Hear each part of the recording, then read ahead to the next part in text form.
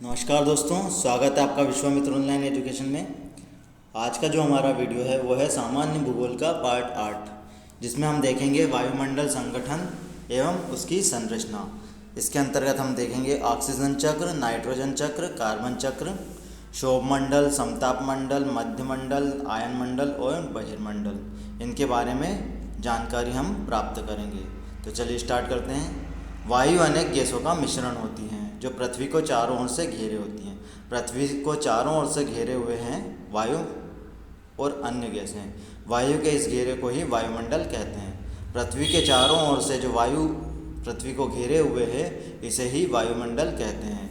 वायुमंडल हमारी पृथ्वी का अभिन्न अंग है जो पृथ्वी के गुरुत्वाकर्षण के कारण पृथ्वी से जुड़ा हुआ है। वायुमंडल जो है वह पृथ्वी का अभिन्न अंग है जो पृथ्वी के गुरुत्वाकर्षण के कारण इससे जुड़ा हुआ है। यह जीवन के लिए हानिकारक परावैंगनी विकिरणों को आने से पृथ्वी पर रोकता है और जीवन के अनुकूल तापमान बनाए रखता है। तो पृथ्वी पर रहने वाले जीवों के लिए अनुकूल तापमान बनाए रखने के लिए वायुमंडल बहुत ही महत्वपूर्ण भूमिका निभाता है। वायुमंडल में गैसों के अतिरिक्त जलवाष्प और धूलकण भी पाए जाते हैं। वायुमंडल में गैसें रहती हैं, उनके साथ जो अतिरिक्त चीज़ें रहती है उसमें जलवाष्प और धूलकण भी होते हैं। इसके कारण पृथ्वी पर सभी मौसमी घटनाएं होती है। वायुमंडल के कारण ही पृथ्वी पर अनेक प्रकार की मौसमी घटनाएं घटित होती हैं। वायुमंडल के संगठन। वायुमंडल के संघटक कौन कौन से हैं? वायुमंडल विभिन्न प्रकार की गैसों, जलवाष्प और धूलकणों से मिलकर बना होता है। वायुमंडल का संगठन स्थिर नहीं है, यह समय और स्थान के अनुसार बदलता रहता है। तो वायुमंडल के संगठन में शामिल हैं वायु, जलवाष्प और धूलकण, और यह संगठन स्थिर नहीं होता, यह समय के अनुसार बदलता रहता है। वायुमंडल की गैसें। जलवाष्प और धूलकण सहित वायुमंडल विभिन्न प्रकार की गैसों का मिश्रण होता है। नाइट्रोजन और ऑक्सीजन वायुमंडल की दो प्रमुख गैसें हैं। वायुमंडल की प्रमुख गैसों के नाम यदि पूछ ली जाए तो कौन कौन सी हैं? नाइट्रोजन और ऑक्सीजन, जो कि वायुमंडल की प्रमुख गैसें हैं, जिसमें 99% भाग इन्हीं गैसों का है। शेष 1% भाग में organ, carbon dioxide, hydrogen, neon, helium आदि गैसें पाई जाती हैं। तो वायुमंडल की जो गैसें हैं उनमें 99% जो है वो नाइट्रोजन और ऑक्सीजन का है। बाकी 1% जो है उसमें carbon dioxide, organ, hydrogen, neon और हीलियम आदि गैसें पाई जाती हैं। Ozone gas. ओजोन गैस क्या है? तो वायुमंडल में ओजोन गैस अल्प मात्रा में पाई जाती है। यह ओजोन क्षेत्रों में ही सीमित है। यह सूर्य की परावैंगनी किरणों को अवशोषित करके पृथ्वी पर जीव जंतुओं की रक्षा करती हैं। ओजोन गैस का जो कार्य है वो है सूर्य की परावैंगनी किरणों को अवशोषित करना और पृथ्वी पर जीव जंतुओं की रक्षा करना। यदि ओजोन गैस वायुमंडल में नहीं होती तो धरातल पर जीव जंतु एवं पेड़ पौधों का अस्तित्व भी नहीं होता। ओजोन गैस अगर पृथ्वी पर नहीं होती तो परावैंगनी किरणों के द्वारा सभी नष्ट हो जाते हैं और जीव जंतु एवं पेड़ पौधों का अस्तित्व पृथ्वी पर नहीं होता। जलवाष्प। जलवाष्प को हम देखते हैं। वायुमंडल में विद्यमान गैस के जल के गैसीय स्वरूप को जलवाष्प कहा जाता है। जलवाष्प पृथ्वी पर होने वाले सभी प्रकार के वर्षण का स्रोत है। जलवाष्प वह है जो पृथ्वी पर होने वाले सभी प्रकार के वर्षण का स्रोत होती है। वायुमंडल में इसकी अधिकतम मात्रा 4% होती है। वायुमंडल में जो है जलवाष्प की अधिकतम मात्रा 4% होती है। जलवाष्प की सबसे अधिक मात्रा उष्ण आर्द्र क्षेत्रों में पाई जाती है। सबसे अधिक मात्रा जो होती है वो उष्ण आर्द्र क्षेत्रों में पाई जाती है। शुष्क क्षेत्रों में यह सबसे कम मिलती है। सामान्यतः निम्न अक्षांशों से उच्च अक्षांशों की ओर इसकी मात्रा कम होती जाती है। जलवाष्प जो होती है उष्ण आर्द्र क्षेत्रों में पाई जाती है, शुष्क आर्द्र क्षेत्रों में इसकी मात्रा कम होती है और निम्न अक्षांशों से उच्च अक्षांशों की तरफ जाने पर इसकी मात्रा कम होती जाती है। इसी प्रकार ऊंचाई के बढ़ने के साथ इसकी मात्रा कम होती जाती है। जैसे जैसे ऊंचाई में वृद्धि होती है वैसे ही जलवाष्प की मात्रा कम होती जाती है। वाष्पीकरण समुद्रों, नदियों, तालाबों, झीलों और वाष्पोत्सर्जन पेड़ पौधों और जीव जंतुओं से होता है। वाष्पीकरण की जो प्रक्रिया होती है वो समुद्रों, नदियों, तालाबों, झीलों और वाष्पोत्सर्जन पेड़ पौधों और जीव जंतुओं से होता है। अगला जो इसका घटक है वो है धूलकण। धूलकण अधिकतर वायुमंडल के निचले स्तर में पाए जाते हैं। ये कण धूल, धुआं, समुद्री लवण आदि रूप में पाए जाते हैं। धूलकण जो होते हैं वो वायुमंडल में निचले स्तर पर पाए जाते हैं, जिसके अंतर्गत धूल, धुआं, समुद्री लवण आदि होते हैं। धूल कणों को वायुमंडल में विशेष महत्व है। ये धूलकण जलवाष्प के संगठन में सहायता करते हैं।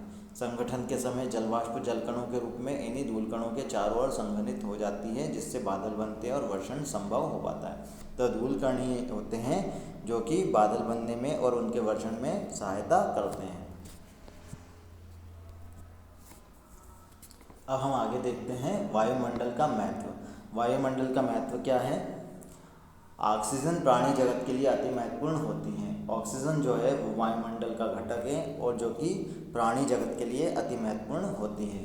कार्बन डाइऑक्साइड गैस जो है वो पेड़ पौधों के लिए अति महत्वपूर्ण होती है। ऑक्सीजन प्राणी जो रहते हैं वो ऑक्सीजन ग्रहण करते हैं और कार्बन डाइऑक्साइड छोड़ते हैं, जबकि कार्बन डाइऑक्साइड जो है वह पेड़ पौधों के जीवन के लिए अधिक महत्वपूर्ण होती है। वायुमंडल में विद्यमान धूलकण वर्षण के लिए अनुकूल दशाएं पैदा करते हैं। अभी हमने पढ़ा था कि जो धूलकण होते हैं वो वायुमंडल में वर्षण के लिए अनुकूल दशाएं उत्पन्न करते हैं। वायुमंडल में जलवाष्प की मात्रा घटती बढ़ती रहती है और प्रत्यक्ष रूप से पादप और जीव जगत को प्रभावित करती है। वायुमंडल में जल वाष्प की जो मात्रा होती है वो घटती बढ़ती रहती है। प्रत्यक्ष रूप से पादप और जीव जगत को यह प्रभावित करती है। ओजोन परत जो होती है वो सूर्य से आने वाली परावैंगनी किरणों से हमारी रक्षा करती है, जीवन की रक्षा करती है। वायुमंडल पृथ्वी का अभिन्न अंग है। यह पृथ्वी के चारों ओर से घेरे हुए है। यह धरातल को 1600 किलोमीटर की ऊंचाई तक फैला हुआ है। वायुमंडल जो है ये पृथ्वी के धरातल से 1600 किलोमीटर की ऊंचाई तक फैला हुआ है। वायुमंडल के कुल भार की मात्रा 97% का भार लगभग 30 किलोमीटर ऊंचाई तक सीमित है। वायुमंडल के कुल भार की मात्रा का 97% जो भाग है वह लगभग 30 किलोमीटर की ऊंचाई तक ही सीमित है, जबकि यह धरातल से 1600 किलोमीटर की ऊंचाई तक फैला हुआ है। तापमान और घनत्व की विविधता के आधार पर वायुमंडल को निम्नलिखित 5 परतों में बांटा गया है। किसके आधार पर? तापमान और घनत्व की विविधता के आधार पर। अलग अलग तापमान और घनत्व की विविधता के आधार पर वायुमंडल को 5 भागों में बांटा गया है, 5 परतों में बांटा गया है। सबसे पहली परत जो है वो है क्षोभमंडल, दूसरी परत है समतापमंडल, तीसरी परत है मध्यमंडल, चौथी है आयनमंडल और पांचवी है बहिर्मंडल। तो इसके बाद हम देखते हैं पहली परत जो है वो है क्षोभमंडल। अब हम क्षोभमंडल के बारे में पढ़ेंगे। यह वायुमंडल की सबसे निचली परत होती है। क्षोभमंडल जो है वो वायुमंडल की सबसे निचली परत होती है। इस परत की ऊंचाई विषुवत वृत्त पर लगभग 18 किलोमीटर और ध्रुवों पर इसकी ऊंचाई केवल 8 किलोमीटर होती है। विषुवत वृत्त पर इसकी जो ऊंचाई होती है वो 18 किलोमीटर होती है और ध्रुवों पर सिर्फ 8 किलोमीटर होती है। ऊंचाई की विभिन्नता का मुख्य कारण विषुवत वृत्त पर तेज संवहनी धाराओं का चलना है, जो धाराएं धरातल की ऊष्मा को अधिक ऊंचाई तक ले जाती हैं। वायुमंडल की यह सबसे महत्वपूर्ण परत है, क्योंकि इसी परत में सभी प्रकार के मौसमी परिवर्तन होते हैं। क्षोभमंडल में ही सभी प्रकार के मौसमी परिवर्तन होते हैं। इन परिवर्तन के कारण ही पृथ्वी पर जीव जगत की उत्पत्ति एवं विकास होता है। इस भाग में वायु कभी शांत नहीं रहती, इसलिए इस मंडल को परिवर्तन मंडल या क्षोभमंडल भी कहते हैं। अभी हमने क्षोभमंडल में देखा है कि क्षोभमंडल जो है इसमें सबसे निचली परत होती है वायुमंडल की। यह ध्रुवों पर 8 किलोमीटर होती है और विषुवत वृत्त पर 18 किलोमीटर होती है। और सभी प्रकार के जो मौसमी परिवर्तन होते हैं ये सभी क्षोभमंडल में ही होते हैं और इसमें कभी वायु शांत नहीं रहती, इसलिए इस मंडल को परिवर्तन मंडल या क्षोभमंडल भी कहते हैं। इस मंडल की ऊंचाई बढ़ने के साथ साथ तापमान में कमी होती जाती है तथा प्रति 165 मीटर की ऊंचाई पर औसत 10 सेल्सियस तापमान घटता है। क्षोभमंडल में प्रति 165 मीटर की ऊंचाई पर औसत 10 सेल्सियस तापमान घटता है। इसे ही सामान्य ह्रास दर कहा जाता है। तो क्वेश्चन आ सकता है कि सामान्य ह्रास दर किसे कहा जाता है, तो हमें लिखना है कि जैसे जैसे क्षोभमंडल में ऊंचाई बढ़ती है तापमान में कमी होती है। प्रति 165 मीटर की ऊंचाई बढ़ने पर 10 सेल्सियस तापमान घटता है। इसे ही सामान्य ह्रास दर कहा जाता है। क्षोभमंडल की ऊपरी सीमा से लगे क्षेत्रों को क्षोभ सीमा कहते हैं। क्षोभ मंडल की ऊपरी सीमा जो होती है उससे लगे क्षेत्रों को क्षोभ सीमा कहते हैं। यह एक संक्रमण क्षेत्र होता है जिसमें क्षोभ मंडल और समताप मंडल की मिलीजुली विशेषताएं पाई जाती हैं। क्षोभ सीमा जो होती है उसमें क्षोभ मंडल और समताप मंडल की मिलीजुली विशेषताएं पाई जाती हैं। वायुमंडल की जो दूसरी परत होती है वो है समताप मंडल। यह क्षोभ मंडल के ऊपर पाई जाने वाली परत होती है। इसकी धरातल से ऊंचाई लगभग 50 किलोमीटर है। इसकी औसतन मोटाई लगभग 40 किलोमीटर होती है। समताप मंडल की जो ऊंचाई है वो धरातल से 50 किलोमीटर है और इसकी औसतन मोटाई जो है लगभग 40 किलोमीटर है। इसकी धरातल से ऊंचाई जो है लगभग 50 किलोमीटर है और औसतन मोटाई लगभग 40 किलोमीटर है। इस परत के निचले भाग में 20 किलोमीटर तक की ऊंचाई पर तापमान लगभग समान रहता है। इसके बाद ऊंचाई बढ़ने के साथ साथ तापमान धीरे धीरे बढ़ता है। जैसे जैसे तापमान ऊंचाई बढ़ती है वैसे वैसे तापमान बढ़ता है। इस परत की ऊपरी भाग में ओजोन के होने के कारण ही तापमान बढ़ता है। इस मंडल में किसी प्रकार की मौसमी घटनाएं घटित नहीं होती है। यहाँ पर वायु क्षैतिजी चलती है, इसी कारण यह परत वायुमंडल की उड़ानों के लिए आदर्श मानी जाती है। समताप मंडल जैसा कि नाम से ही स्पष्ट है, इसमें तापमान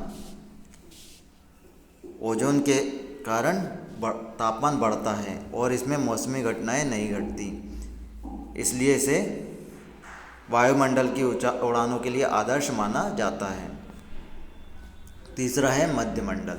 समताप मंडल के ऊपर वायुमंडल की तीसरी परत का विस्तार होता है। तीसरी परत जो है वो है मध्यमंडल, इसे मध्यमंडल कहते हैं। इस परत की ऊंचाई धरातल से 80 किलोमीटर तक है। इसकी मोटाई 30 किलोमीटर होती है। इस मंडल में तापमान पुनः कम होने लगता है तथा 80 किलोमीटर की ऊंचाई पर तापमान 0 डिग्री सेल्सियस से 100 डिग्री सेल्सियस तक नीचे चला जाता है। तीसरा जो है वो है मध्यमंडल। समताप मंडल के ऊपर यह परत पाई जाती है। इसकी ऊंचाई धरातल से 80 किलोमीटर होती है और इसकी मोटाई जो है वो 30 किलोमीटर होती है। इस मंडल में तापमान पुनः कम होने लगता है और 80 किलोमीटर की ऊंचाई पर तापमान 0 डिग्री सेल्सियस से 100 डिग्री सेल्सियस तक नीचे चला जाता है। अगला है आयन मंडल। यह वायुमंडल की चौथी परत होती है। यह मंडल मध्यमंडल के ऊपर स्थित होता है। इस परत की ऊंचाई धरातल से 400 किलोमीटर तक है। इस मंडल की मोटाई जो होती है वो लगभग 300 किलोमीटर है। इसकी ऊंचाई है 400 किलोमीटर और इसकी मोटाई है 300 किलोमीटर। इस मंडल में तापमान ऊंचाई के साथ पुनः बढ़ता है। इस मंडल में जो तापमान होता है वो ऊंचाई के साथ बढ़ता जाता है। इस मंडल में वायु में विद्युत आवेशित तरंगें पाई जाती हैं और रेडियो तरंगें भी इसमें प्रभावित होती हैं। इसी मंडल में परावर्तित होकर पुनः पृथ्वी पर लौट आती हैं, जिससे रेडियो प्रसारण संभव होता है। आयन मंडल जो है इसमें विद्युत आवेशित तरंगें प्रभावित होती हैं और रेडियो तरंगें इसी मंडल में परावर्तित होकर पुनः पृथ्वी पर लौट आती है, जिससे रेडियो प्रसारण संभव होता है। कौन सा मंडल है ये? चौथा, आयन मंडल। पांचवा है बहिर्मंडल। आयनमंडल के ऊपर स्थित परत वायुमंडल की अंतिम परत है। इस मंडल में गुरुत्वाकर्षण के प्रभाव की कमी के कारण गैसें अति विरल होती हैं। यहाँ वायु का घनत्व भी बहुत ही कम होता है। बहिर्मंडल में वायु का घनत्व बहुत कम होता है, गुरुत्वाकर्षण का प्रभाव भी कम होता है, जिससे गैसें अति विरल होती हैं और यह आयन मंडल से ऊपर स्थित वायुमंडल की अंतिम परत होती है, बहिर्मंडल। अब हम इसके प्रमुख बिंदु देख लेते हैं। क्षोभ मंडल में ही मौसम की सभी घटनाएं घटित होती हैं। मौसम की जितनी भी घटनाएं घटित होती हैं वो सभी क्षोभ मंडल में घटित होती हैं। समताप मंडल में किसी प्रकार की मौसम की घटनाएं घटित नहीं होती हैं। यह वायुमंडल की उड़ानों के लिए आदर्श परत माना जाता है। समताप मंडल जो होता है इसमें वायुमंडल की उड़ानों के लिए इसे आदर्श परत माना जाता है। आयन मंडल में आयन की प्रधानता होती है, जिसके कारण आयन रेडियो तरंगों को पृथ्वी पर परावर्तित करके संचार व्यवस्था को संभव बनाते हैं। आयन मंडल के द्वारा ही रेडियो तरंगों को पृथ्वी पर परावर्तित करके संचार व्यवस्था को संभव बनाया गया है। बहिर्मंडल में वायु का घनत्व सबसे कम पाया जाता है, जिसमें वायु अति विरल होती है। अब हम देख लेते हैं वायुमंडलीय गैसों की चक्रीय प्रक्रिया।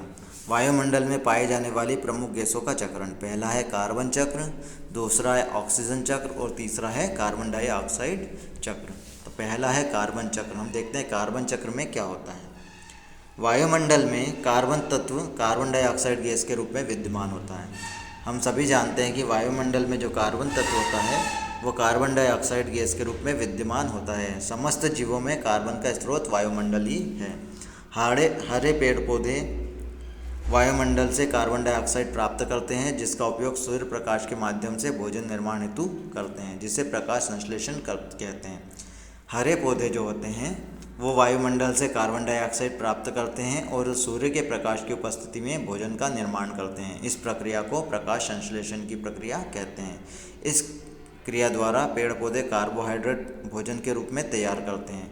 इसके द्वारा निर्मित कार्बोहाइड्रेट का उपयोग जीव जंतु अपने भोजन के लिए करते हैं।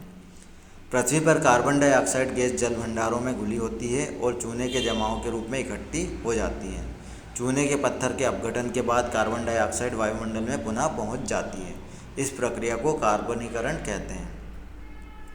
तो पृथ्वी पर कार्बन डाइऑक्साइड गैस जल भंडारों के रूप में घुली होती है और चूने के जमाव के रूप में इकट्ठी होती है। चूने के पत्थर के अपघटन के बाद कार्बन डाइऑक्साइड वायुमंडल में पुनः पहुंच जाती है। इस प्रक्रिया को कार्बनीकरण कहते हैं।